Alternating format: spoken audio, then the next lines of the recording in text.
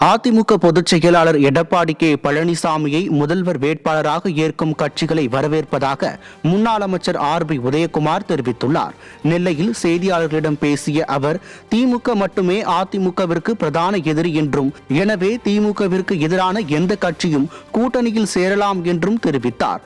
தொடர்ந்து பேசிய அவர், ஊழல் திமுக அரசை வீழ்த்தி 2026 தேர்தலில் அதிமுக தலைமையிலான கூட்டணி வெற்றி பெற்று அம்மா ஆட்சி அமையும் என தெரிவித்தார்.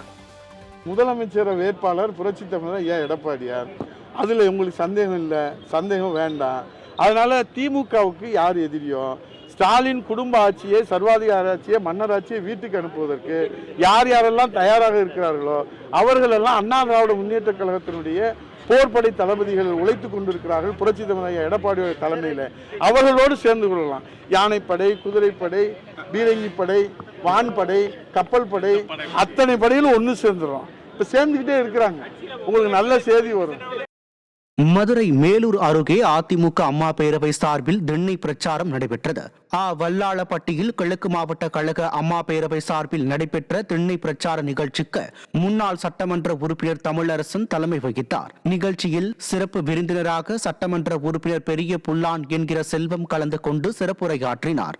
இந்த பிரச்சாரத்தில் கழக நிர்வாகிகள், தொண்டர்கள் பலர் பங்கேற்று அதிமுகவின் சாதனைகளையும் திமுக அரசின் அவலங்களையும் பொதுமக்களுக்கு எடுத்துரைத்தனர்.